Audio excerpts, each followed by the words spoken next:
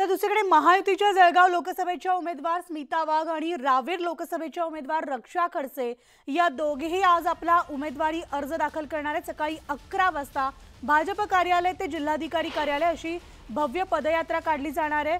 मोठ्या प्रमाणात शक्ती प्रदर्शन होणार आहे। आपण थेट जाणार आहोत। आमचे प्रतिनिधी इम्तियाज अहमद आपल्या सोबत आहेत आणि त्यांच्या सोबत आहेत रावेर लोकसभेच्या उमेदवार रक्षा खडसे। गुड मॉर्निंग इम्तियाज, आपण पाहतोय आज रावेर आणि जळगाव लोकसभेच्या उमेदवार यांच्या दोघांचं आज शक्ती प्रदर्शन पाहायला मिळणार आहे। आपला उमेदवारी अर्ज दाखल करणार आहेत, त्यामुळे मोठ्या प्रमाणात या ठिकाणी तयारी झालेली असणार आहे। इम्तियाज,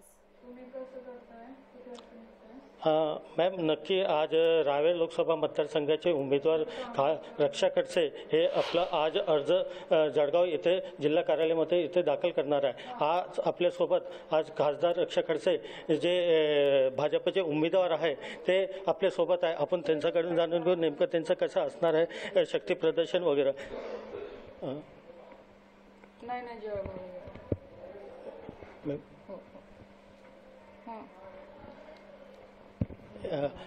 या शक्ती प्रदर्शनमध्ये देवेंद्र फडणवीस, गिरीश महाजन, प्रदेश अध्यक्ष बावनकुळे हे सुद्धा या शक्ती प्रदर्शनमध्ये असणार आहे आणि त्या ठिकाणी छोटेखानी एक जाहीर सभा देखील होणार आहे। आपल्यासोबत रक्षा खडसे, आपण काय सांगणार ताई, आज तुम्ही रावेर लोकसभा मतदारसंघातून आपला अर्ज दाखल करणार आहे, काय कसं काय?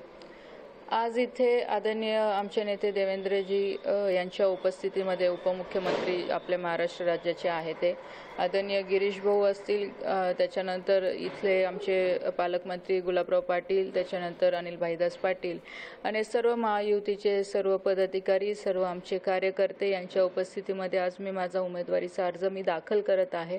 आणि नक्कीच आज घरच्या सगळ्या मंडळींचा आशीर्वाद घेऊन, आई भवानीचा आशीर्वाद घेऊन, मुक्ताईचा आशीर्वाद घेऊन मी पुढच्या कार्याला सुरुवात करत आहे। आणि विश्वास आहे नक्कीच की ज्या पद्धतीने मागच्या वेळेसही लोकांनी मला खूप चांगल्या मताने निवडून दिलं, जनतेने त्यांचे आशीर्वाद देऊन, तर यावेळेसही जनता माझ्या पाठीशी राहील आणि चांगल्या मतांनी मला विजय करून देईल। आणि माझ्या माध्यमातून आदरणीय मोदी साहेबांना म्हणजे लोकांच्या मतदानाच्या माध्यमातून जे मी एक निमित्त आहे ह्या सगळ्या कार्याचं, पण नक्कीच लोकांची आशा आहे की परत तिसऱ्यांदा आदरणीय मोदी साहेब या देशाचे प्रधानमंत्री झाले पाहिजे। त्यामुळे लोकांमध्ये खूप उत्साह आहे, कार्यकर्त्यांमध्ये खूप उत्साह आहे आणि आज नक्कीच बहुसंख्येने लोक आज कार्यकर्ते तिथे येतीलच मला आशीर्वाद देण्यासाठी। आणि भविष्यातही नक्कीच निवडून आल्यानंतर पुढच्या 5 वर्षामध्ये अजून खूप चांगलं कार्य आदरणीय मोदी साहेबांच्या नेतृत्वामध्ये मला करायचं आहे।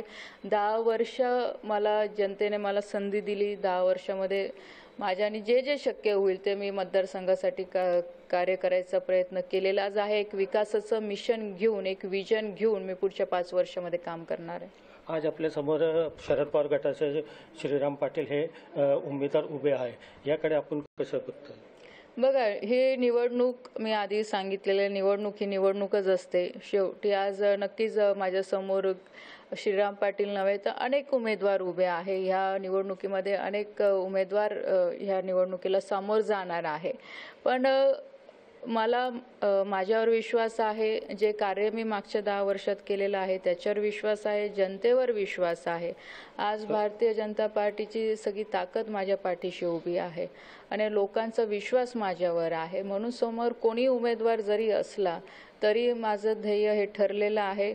ज्या मुद्द्यांना घेऊन मी लोकांमध्ये जाणार आहे किंवा ज्या मुद्द्यांना घेऊन मी 10 वर्षात काम केलेलं आहे, तर त्याच्यामुळे पूर्ण विश्वास आहे की जनता माझ्या पाठीशी पूर्णपणे भक्कमपणे। दुसरीकडे आपले ननंद जे आहे रोहिणी खडसे हे आपल्या विरोधात प्रचार करत आहे, याकडे कसं बघणार?